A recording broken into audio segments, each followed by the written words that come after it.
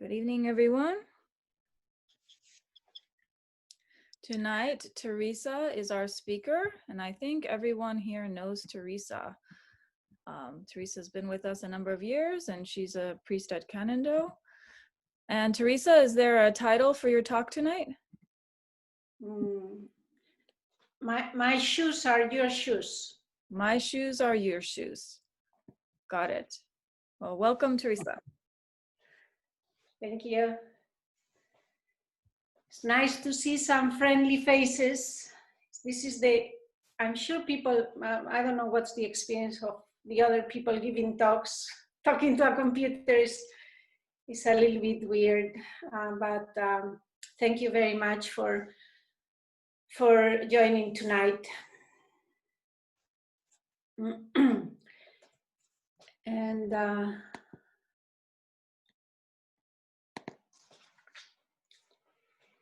as I said, the title of my talk tonight, of my remarks, is My Shoes Are Your Shoes.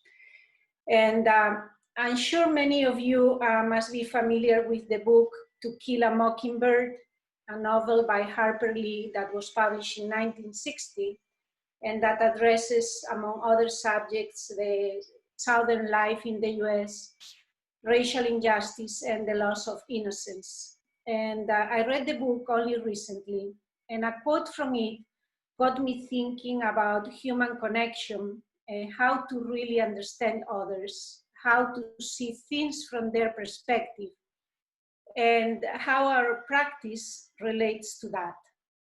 And Atticus Finch, the father of the narrator and a moral hero for many readers, says at one point in the book, he says, "You never really know a man until you stand in his shoes and walk around in them." And when I read that quote, several images and memories came to my mind. As many of you know, we used to go to the Starbucks near Kannon after our morning meditation. And during one of those mornings, Les asked someone who was being a little bit critical with somebody else. He asked, "Do you know what is in his heart?" And that question stayed with me. I try to remember it when I am critical or negative with someone, and when I rush to make a judgment. During those moments, I try to ask myself, do I know what is in their heart? The quote from To Kill a Mockingbird also made me think about a friend of mine. She was just visiting me with her family last week. And we both started working at the same newspaper in Spain in the mid-90s. And at the time, the managing director told us that only one of us would be hired for a full-time position, and the other one wouldn't be hired. So, as you can imagine, that's not that doesn't help with becoming friends. That was just a strategy from the managing director to make us work hard, but of course we didn't know that at the time. And eventually we both were hired full-time and became best friends. And a few years ago she told me the most beautiful thing a friend has ever told me. She told me that I am the only person in the world that understands her in her totality, that she felt fully understood by me. And well, I was very moved by that. I thought it was a very nice thing to say. And of course, I have also been in a completely different situation, a situation where a friend with a lot of pain in his heart told me while trying to communicate with me, "I wish someone could really listen to me right now." And when he said that, he wasn't angry or blaming me. He just felt that that I wasn't there for him, that I couldn't meet him where he was at that moment. A few weeks ago, during her Way-Seeking Mind talk, Bonnie remembered how the first time she read a book by Natalie Goldberg, she felt like Natalie knew her. And how was that possible if Natalie has never met her? And Bonnie thought that the explanation was that Natalie really knew herself, that Natalie knew her own mind, or as Les likes to say, Natalie knows who she really is.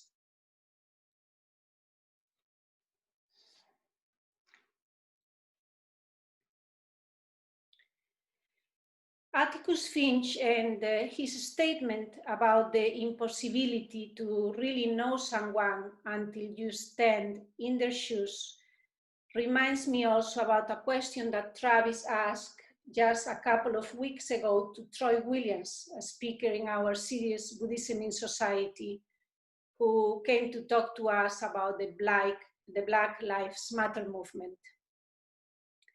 During the Q&A, Travis asked, how do we get more people not to just listen, but to respect and appreciate and understand the Black experience?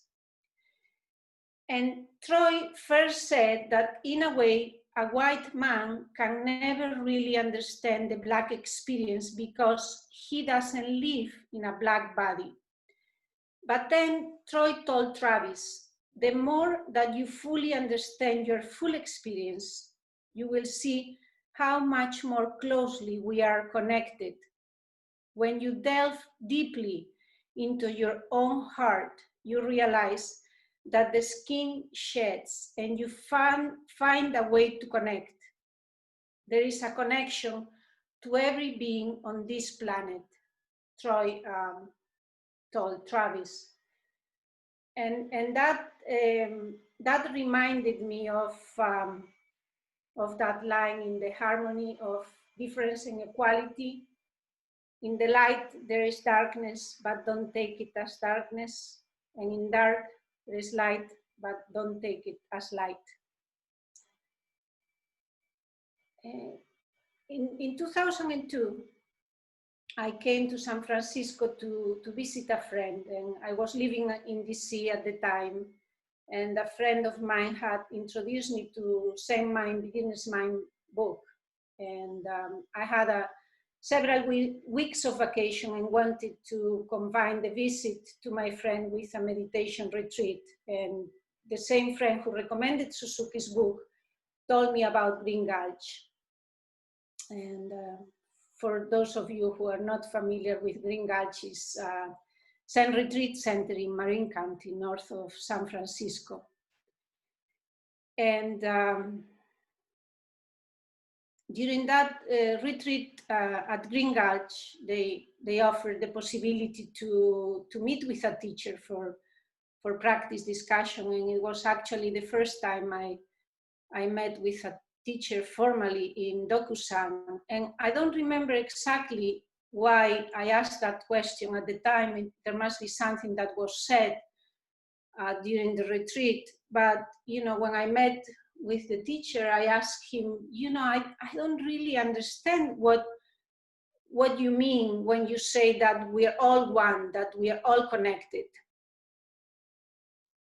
And what he told me was, even if you don't have that realization, it helps to think that that is true and to act as if. And he also gave me an example that I remember vaguely now. He gave me an example to illustrate this idea of oneness, of musicians playing in an orchestra. So I heard that teacher recently say that he doesn't like the expression, fake it till you make it. He just thinks that we use that because fake it rhymes with make it. But in a way, that's the message. That's the message I kind of got, that you keep trying till you understand it. And lately, I've been thinking a lot about that idea of oneness and also about nature. During the months that we spent promoting the book, A Sense of Something Greater, Les often talk about the story that inspired him to choose that title for the book. And I'm sure you heard that, you heard him tell that story. The inspiration came from a quote in My Antonia, a novel published in 1918 by Willa Cather. And the quote reads like this: "The earth was warm under me, and warm as I crumbled it through my fingers. I kept as still as I could. Nothing happened. I did not expect anything to happen. I was something that lay under the sun and felt it, like the pumpkins, and I did not want to be anything more. I was entirely happy. Perhaps we feel like that when we die and become part of something entire, whether it is sun and air or goodness and knowledge. At any rate, that is happiness, to be dissolved into something complete and great. When it comes to one, it comes as naturally as sleep."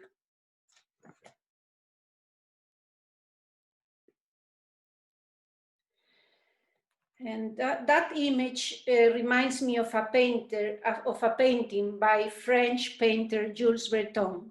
Maybe you're familiar with that painting. It's called The Song of a Lark. And actually, Willa Cather chose that as also as the title of one of her novels.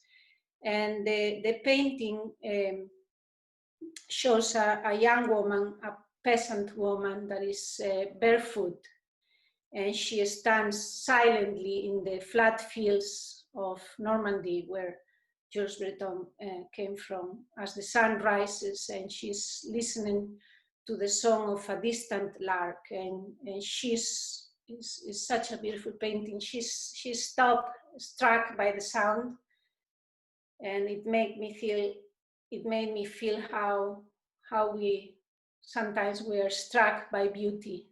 We are stopped still, especially when we are open and ready and present.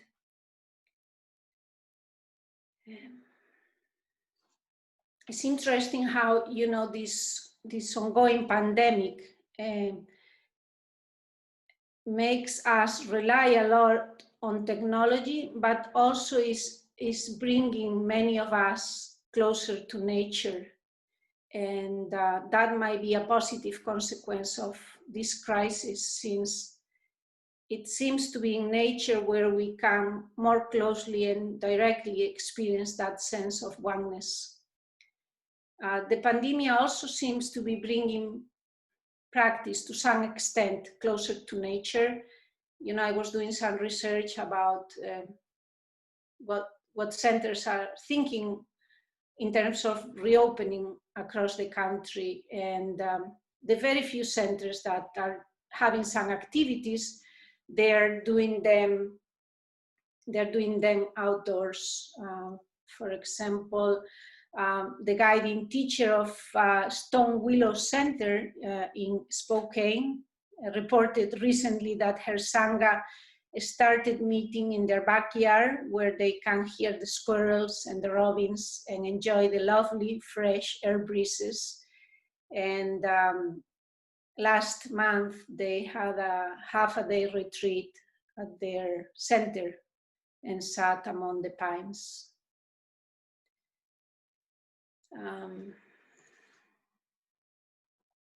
I feel that anything that helps us to increase that sense of oneness is good.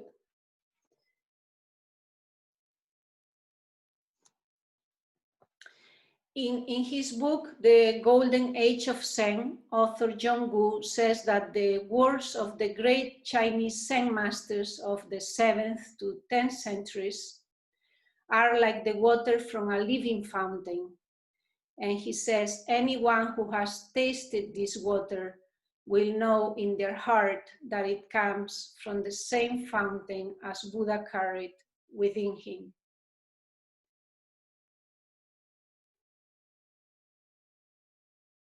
And many of those masters from the golden age of Zen, they lived close to nature, and many of the verses they wrote to share their insights reflect that close relationship with nature.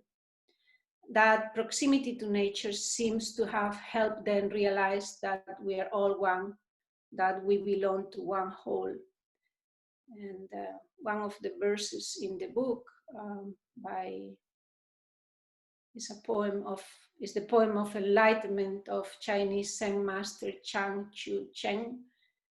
It goes like this. It says, in a moonlit night on a spring day, the croak of a frog pierces through the whole cosmos and turns it into a single family. You know, John Gu talks about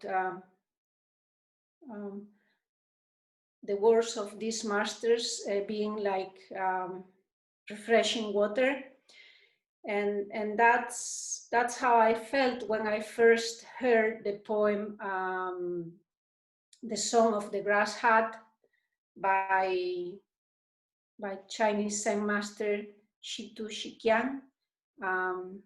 We recite his name in our list of ancestors, but we use the Japanese translation of his name, Sekito Kisen. So I would like to read it tonight.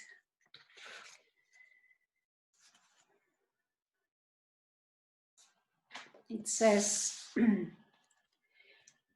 I've built a grass hut where there is nothing of value. After eating, I relax and enjoy a nap. When it was completed, fresh weeds appeared. Now it's been lived in, covered by weeds. The person in the hut lives here calmly, not stuck to inside, outside, or in between. Places worldly people live, he doesn't live. Realms worldly people love, she doesn't love. Though the hut is small, it includes the entire world. In 10 feet square, an old man illumines forms and their nature. A Mahayana Bodhisattva trusts without doubt. The middling or lowly can't help wondering, will this hut perish or not? Perishable or not, the original master is present. Not dwelling south or north, east or west, firmly based on steadiness, it can't be surpassed. A shining window below the green pines, jade palaces of vermilion towers can't compare with it. Just sitting with head covered, all things are at rest. Thus, this mountain monk doesn't understand at all. Living here, he no longer works to get free. Who would proudly arrange seats trying to entice guests? Turn around the light to shine within, then just return. The vast, unconceivable source can't be faced or turned away from. Meet the ancestral teachers, be familiar with their instructions. Bend grasses to build a hut and don't give up. Let go of hundreds of years and relax completely. Open your hands and walk innocent. Thousands of words, myriad interpretations are only to free you from obstructions. If you want to know the undying person in the hut, don't separate from this skin bag here and now. Sekitokisen. Thank you.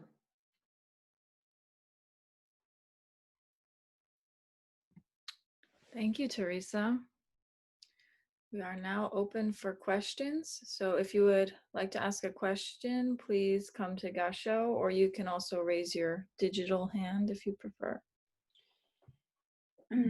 I thought that maybe for the discussion,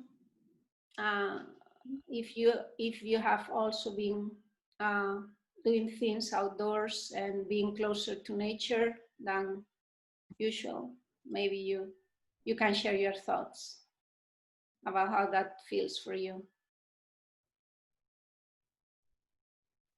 Or if not, you can ask questions.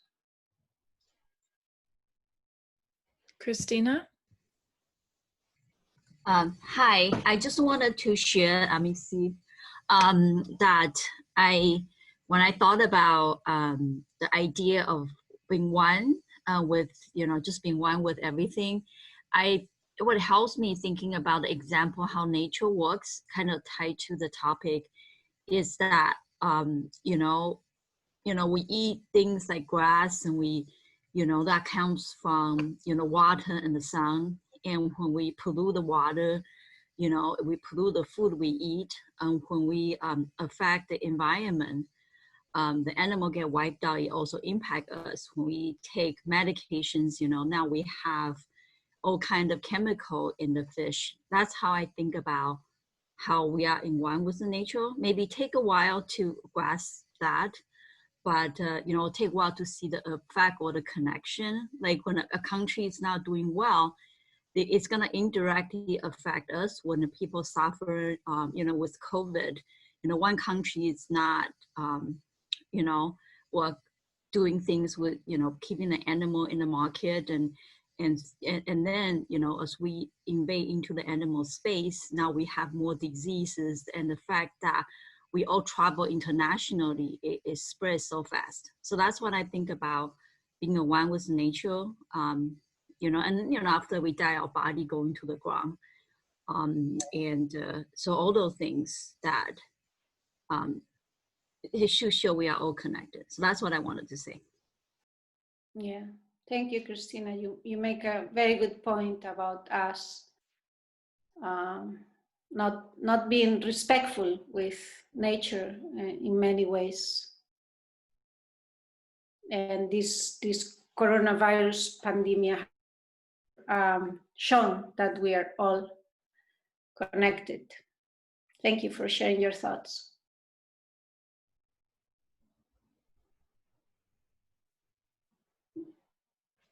Diane?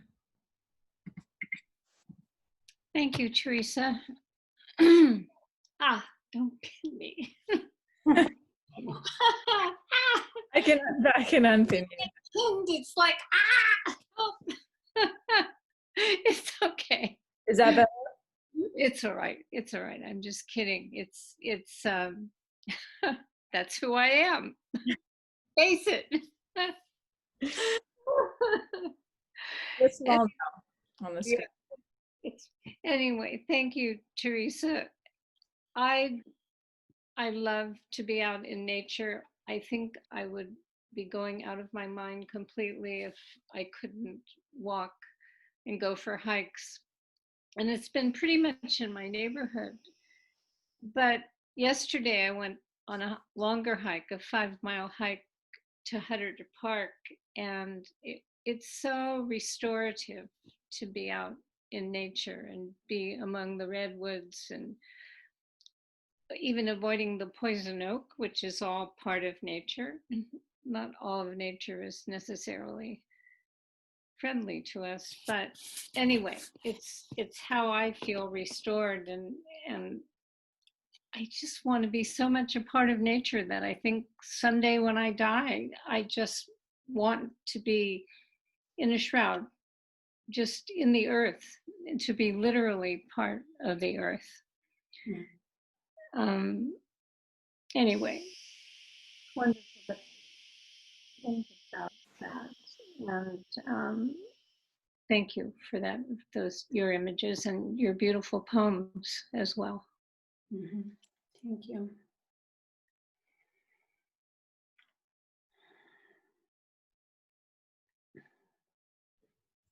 Jayashri? Let me see. Oh, you unmuted me. Thank you, Teresa. It was lovely to hear all that you had to offer. And yeah, I think this whole idea, I'm going to pick up on Diane's point of being in nature, but also this idea of oneness. And what I noticed is being in nature, it's really hard to experience that oneness. And what I notice myself doing is I'll try to look for the pretty birds, the hare that I think Diane and I saw one day that I thought was a deer, and kind of just the unusual, the things that attract your eye. And then you suddenly realize, as I'm looking, like yesterday, I was looking at these hummingbirds all over. There were two of them on this beautiful plant. I was so enthralled by the hummingbirds that I forgot about the plant. And the plant was beautiful. And the idea that I notice that I forget the oneness. I forget that the plant's there along with the birds. And your field of vision gets so narrow. And so I've been trying very consciously not to do that. Because every time I look at something, I'm thinking the tree is probably wondering, why am I not noticing you? Why is she not just kind of walking by me and looking at the butterflies on me, but not noticing me? And that's one of the challenges I found now that I'm in nature so much more, is to try to stay with the oneness and not be detracted by just the shiny object that comes in your field of vision. So I thought I would share that, because it's sort of, you brought up that whole idea of being one, that, you know, with oneness and being with nature. So Thank you.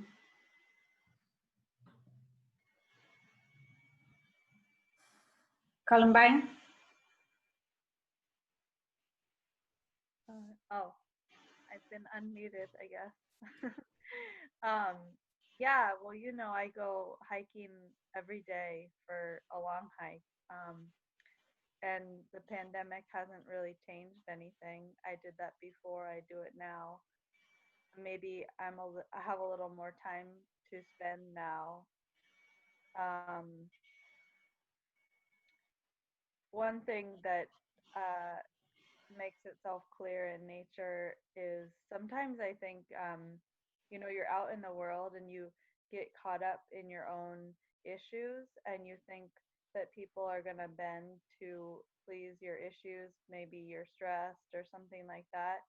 But in nature, you know, there's animals, and oftentimes I have to be aware that, you know, there's rattlesnakes where I go. And you know, obviously the rattlesnake doesn't care if I didn't mean to step on it, or I didn't see it, you know.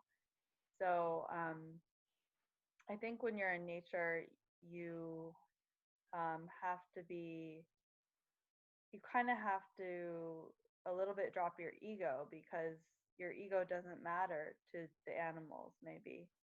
Um, Anyways, and I also wanted to say that it's a huge compliment from your friend, that she felt like you were the only person to understand her. I think that's the ultimate. I think that's what we want. We all want that.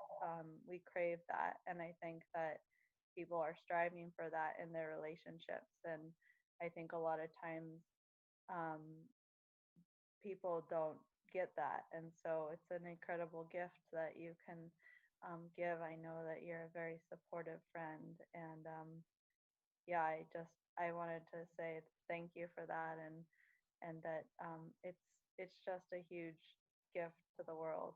So yeah, thank you. Thank you. Thank you. Yeah, I thought it was beautiful when she told me that. It's nice to know that at least there's one person in the world I understand. We had Vanessa.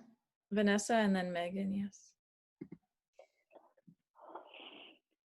Hello, can you hear me? Yes. Thank you. Lovely and lovely quotes and poems and readings. Like really nice consideration.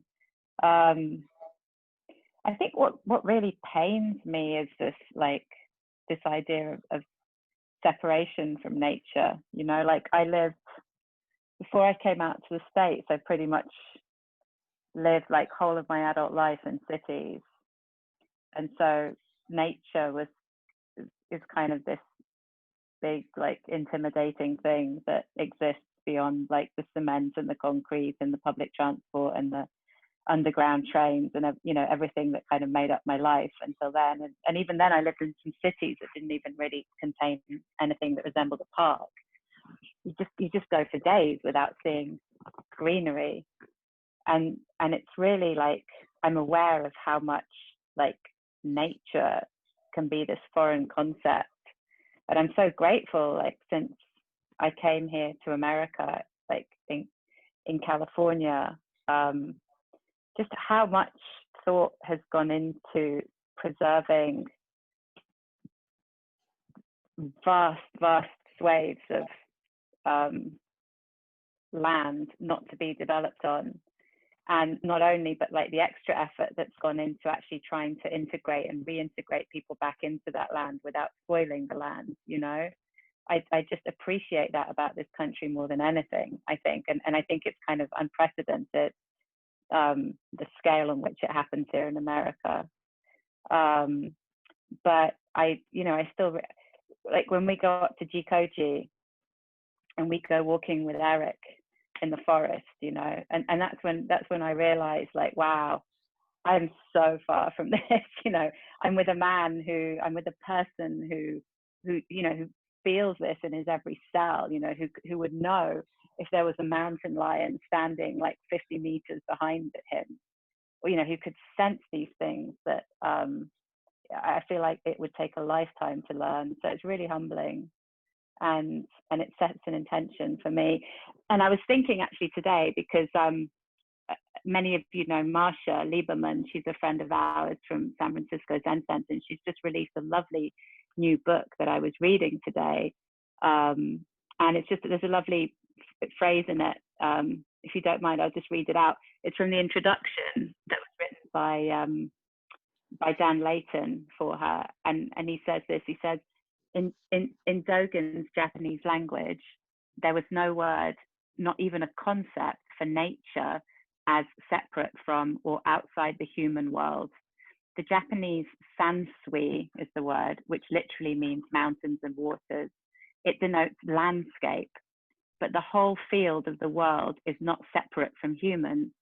Rather, people are merely a small part of the vast realm of what we might now call the natural world, appearing as tiny figures abiding amid the rocks and streams of the East Asian landscape paintings.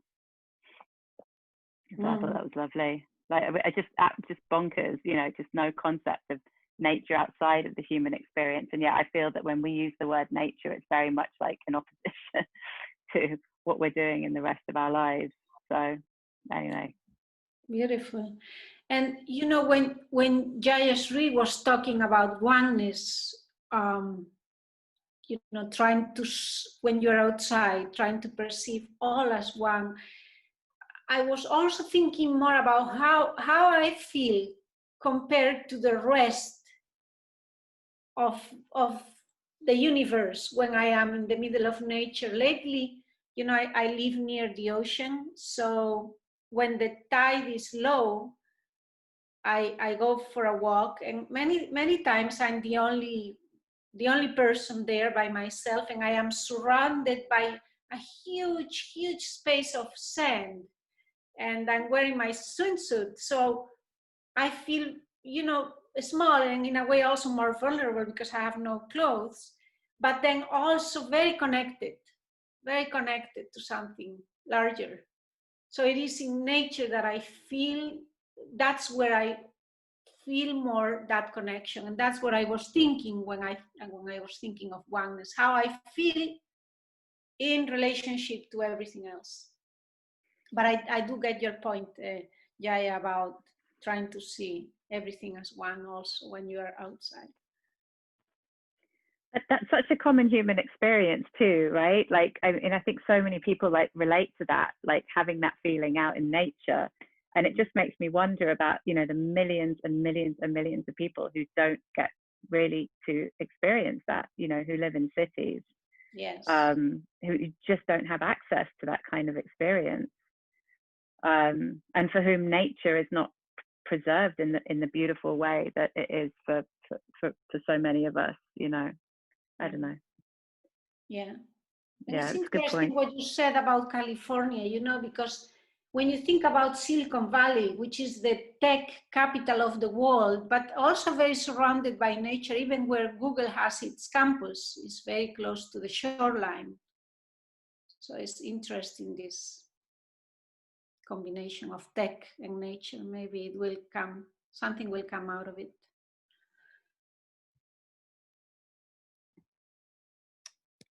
Megan, please unmute yourself. There you go. Yes. Okay. Well, a couple of things. One, I live in senior housing and we've been kind of on lockdown. So we're not supposed to go a lot of places, but I live by a county park and there's a group of us that walks every morning in the park. Sometimes I walk twice a day and I understand that. And I have this cartoon of a boy walking through the woods and he's saying, we're all just walking each other home, which I feel like we are all one and we are with nature. But then I have a granddaughter who's studying glaciology, and we were talking about global warming recently, and she, in her opinion, we only have about 80 years before humans will not be able to live on Earth unless we dramatically change the way we live, which is like airplanes, cars, things that people are probably not likely to do. So I was telling a friend of mine about that and she said, well, civilizations come and go. Maybe we will come and go. The Earth will survive, but maybe we won't. I don't know. But anyway, those are my thoughts. Yeah, well, so interesting that you mentioned that, because the World Health Organization just a few days ago said that we will probably be experiencing more of this situation where there is a contagion from animals to humans. And that announcement and the current situation made me feel precisely what you're talking about, that nature is becoming hostile towards us because we didn't take enough good care of it. And yeah, the possibility of human extinction. Wow, that's scary.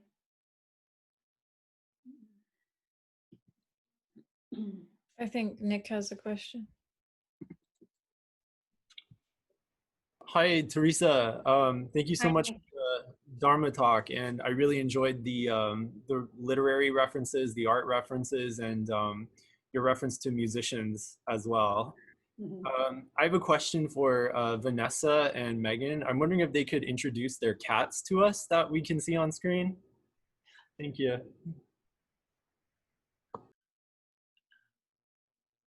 Well, my cat doesn't like to be picked up.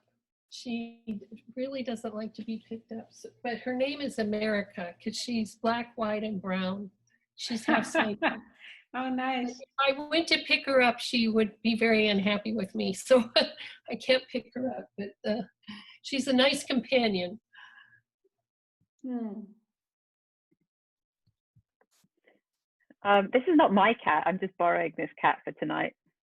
This is a vanity cat. This is Galilea, her name is, and she is my mother-in-law's cat because I'm at my mother-in-law's house right now. And I don't know if she likes being picked up or not. I'm not getting good vibes from her being picked up, so I'll leave that there. Any other cats?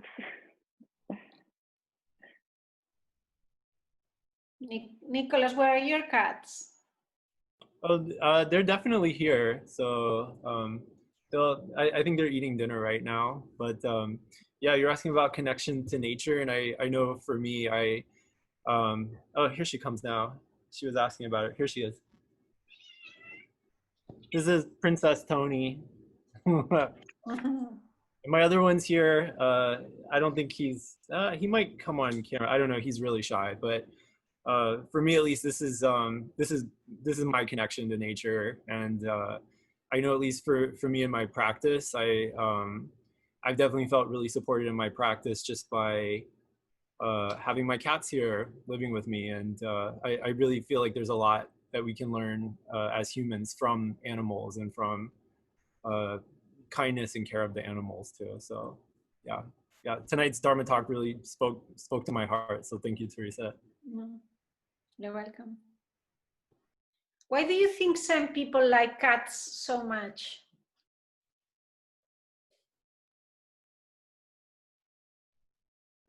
Are you asking my opinion specifically? Because I could talk Yes. about this all night. Yeah. Yes. I don't know. Cats are little Buddhas. I don't know. They don't seem to have any hindrance expressing their Buddha nature. So.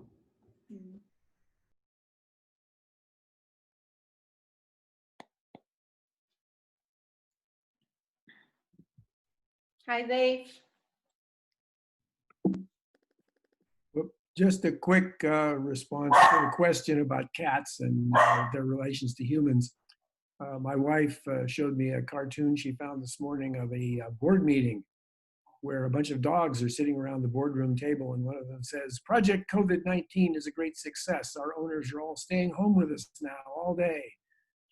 And at the other end of the table, there's a cat who says, "Why wasn't my department consulted about this project?"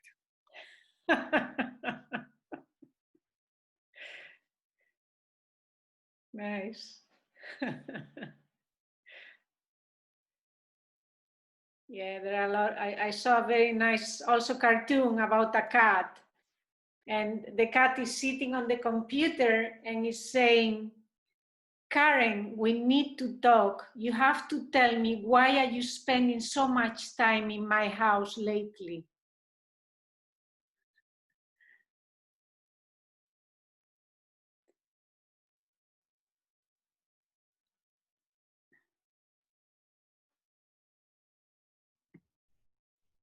You know how the other day somebody was saying that it would be nice to feel some room noise? Why don't you all unmute yourselves? Because we're a small group tonight. It would be nice to hear some, unless there's a lot of background noise. I'll unmute everyone, and if you're in a really noisy area, you can mute again.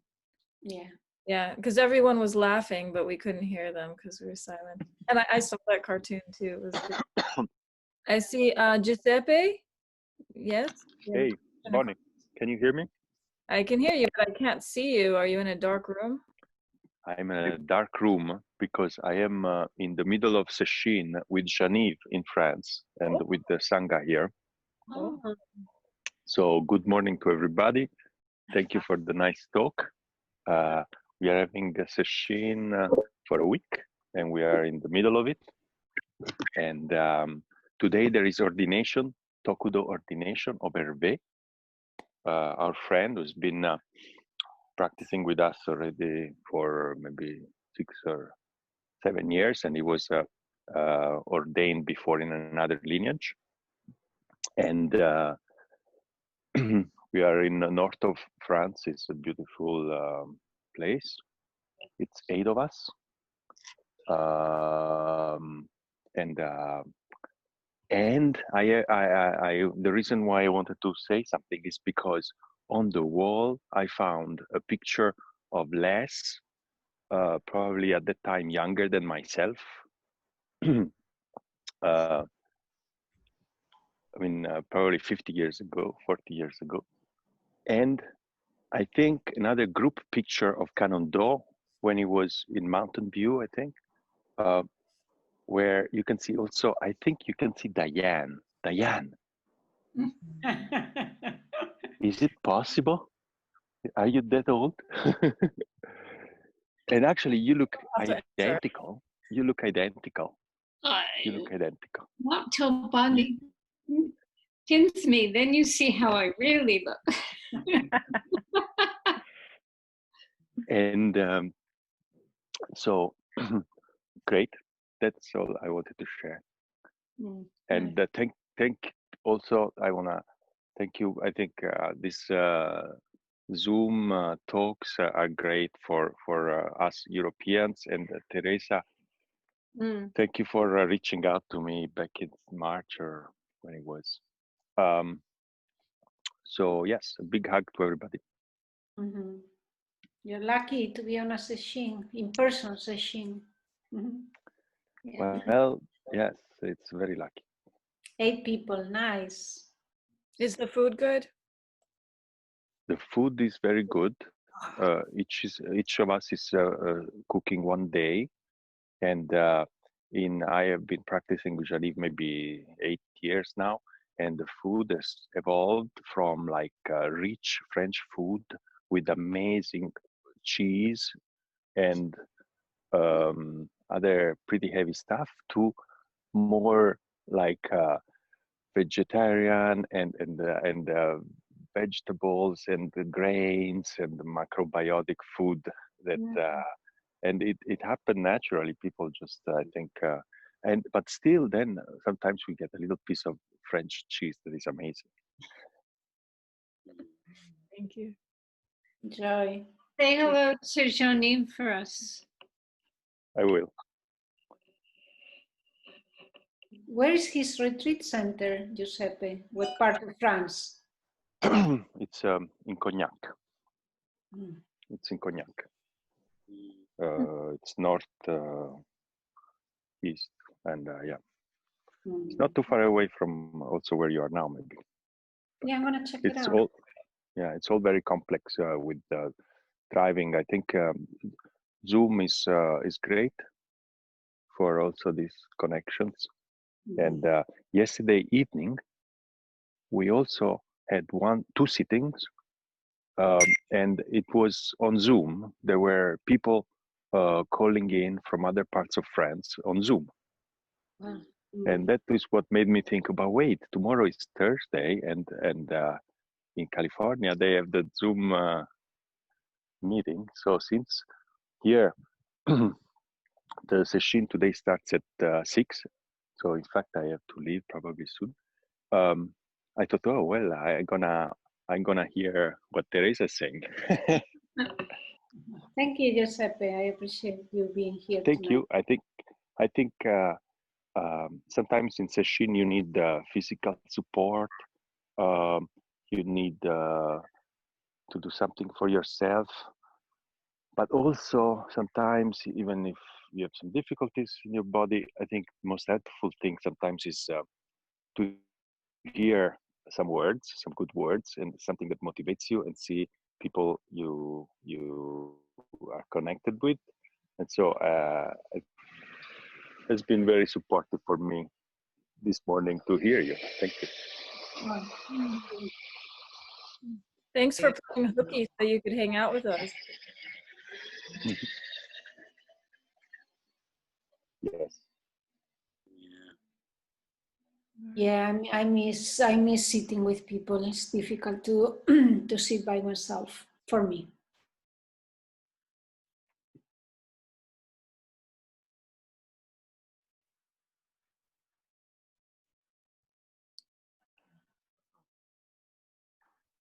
Don't worry. Oh, I think we lost you. That's okay.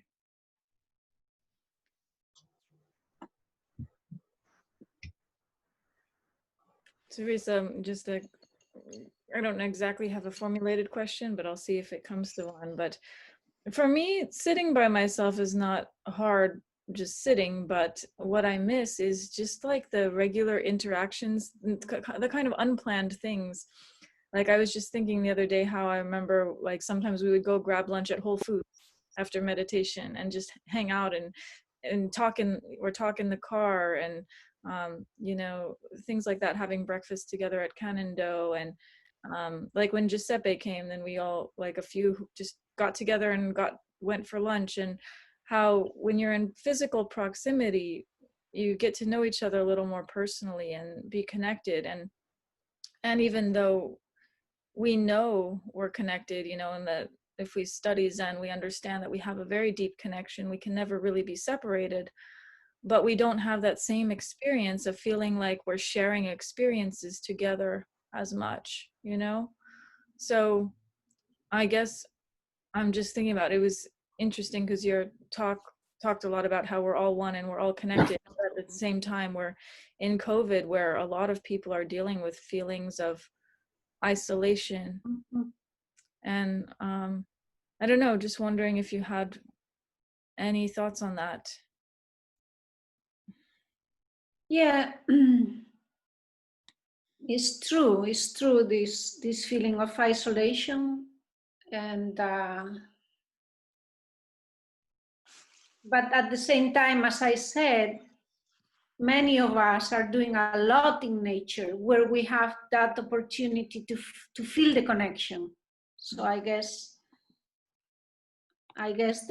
that's a way, a reminder of you know, of our connection, and in a way of staying mentally healthy, because this you know, isolation can be very challenging, especially if you are in a city. That's tough. So for me, it's been very important to do things outside and to be, you know, close to nature. It helps me to overcome that feeling of isolation. Mm-hmm. Yeah, it does help. That's good. Yeah.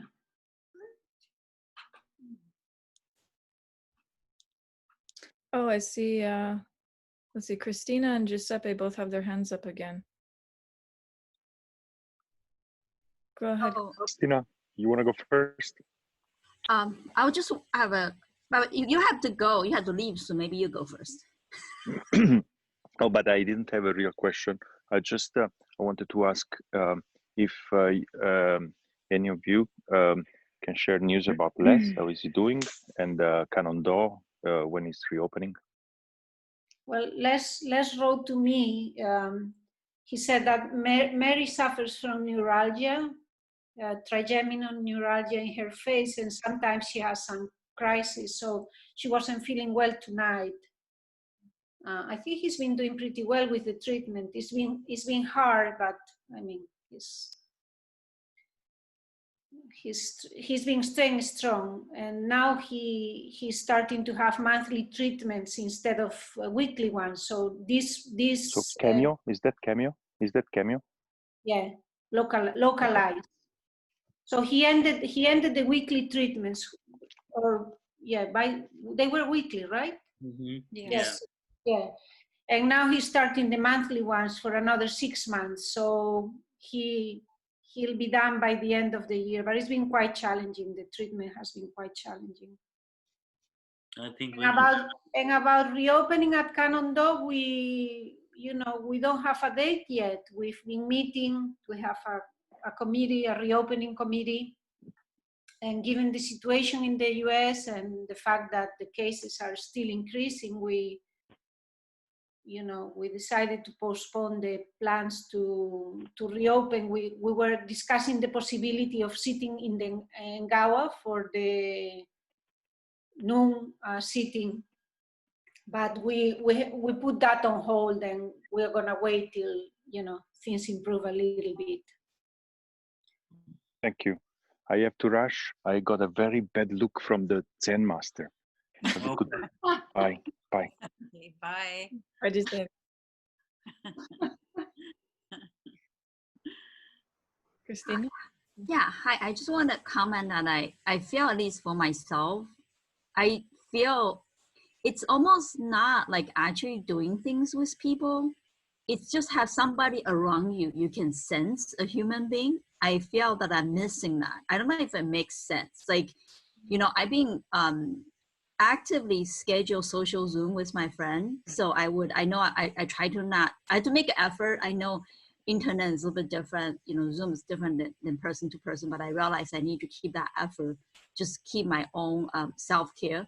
But I do notice when I go out for a walk, just around the neighborhood, just seeing people, sensing people, it kind of make me happy with my mood. Even though strangers, obviously the ones with masks, I'm happier to see them. But it's wide open. It doesn't really matter. So, but I do feel that. I'm just wondering if other people have similar experience. Just really feel somebody physically around you, and in an absence of that. Yeah, that's what I'm gonna say. It's so important to feel that other people around. So important. I am with my mother at the time, and I'm so grateful to be with somebody. Yeah, and also to go outside and just, even if you have to keep a distance, to see other people. I know this is very not Zen probably, but it has been helping me. So I know we prefer in-person contact, but I used to go and hang out in cafes and walk around streets where there were people, and not necessarily to meet someone, but just the ambiance. So I created a YouTube channel where I collected ambient videos. So if I feel like being in a Paris cafe, there's like the accordion in the background and like people, like it sounds like people talking at different tables, and I'll literally play different tracks like that at home with ambient noise of footsteps of people walking by. So it actually helps me work better. It's not obtrusive, and it feels like, but it's artificial. But someone created it, so I'm connecting with someone's art. So that's my personal thing. That's good. Yeah.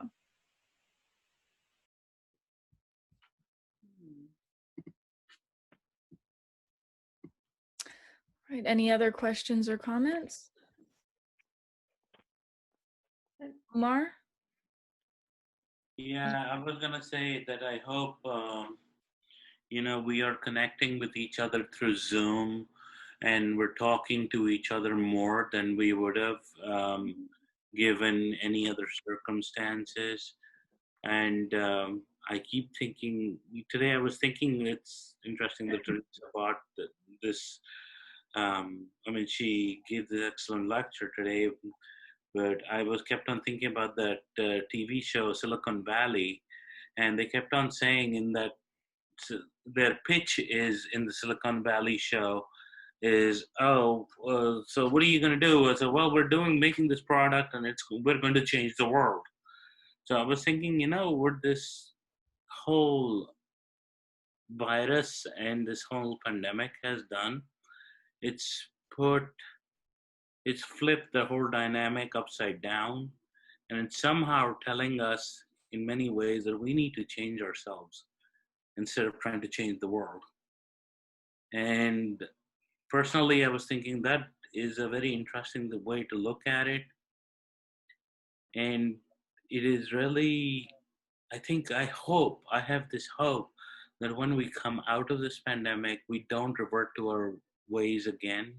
No, we are able to be a little bit more friendlier and more sort of community driven than being so separate from each other and going back to sticking our noses into our phones, and just looking at each other in the eye. I think that will be a big change. We all need that.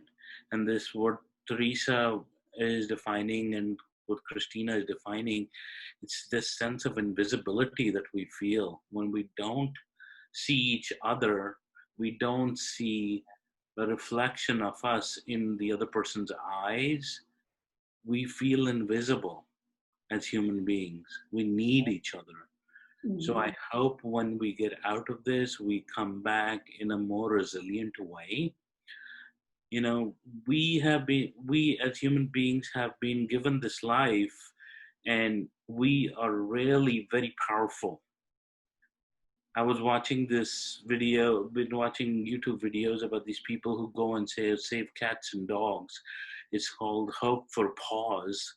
And and I am just struck by the beauty that human beings have, that they will go and save these, they will go into bushes and jump into gutters, and it's like they will do things to help animals. And I hope we can, keep that spirit alive, and we become even, I hope this pandemic makes us more resilient and we come back stronger, and we become more community oriented, and we start taking care of each other.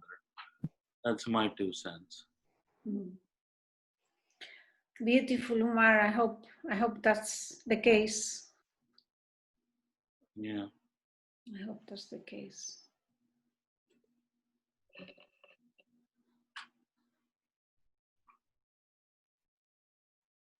It really made me think what Megan said about her. Your niece, right, Megan? What she said about my granddaughter. Oh, your granddaughter. Yeah, your Yes, granddaughter. she's getting her doctorate in glaciology. Oh. Wow. Well, I think not all of us, not everyone will survive. I mean, we're all going to die eventually, but I think that, the human species has survived quite a lot. We survived through the Ice Age, right? In some form. So I think if we survive that, we'll survive this too. Yeah.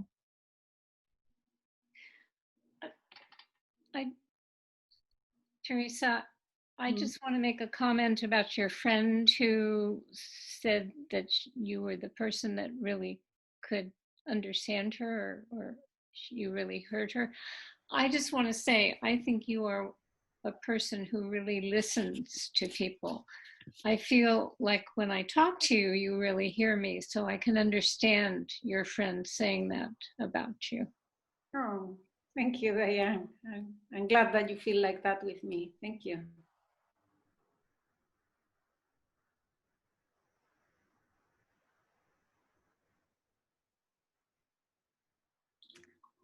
Any last questions or comments before we close for the night?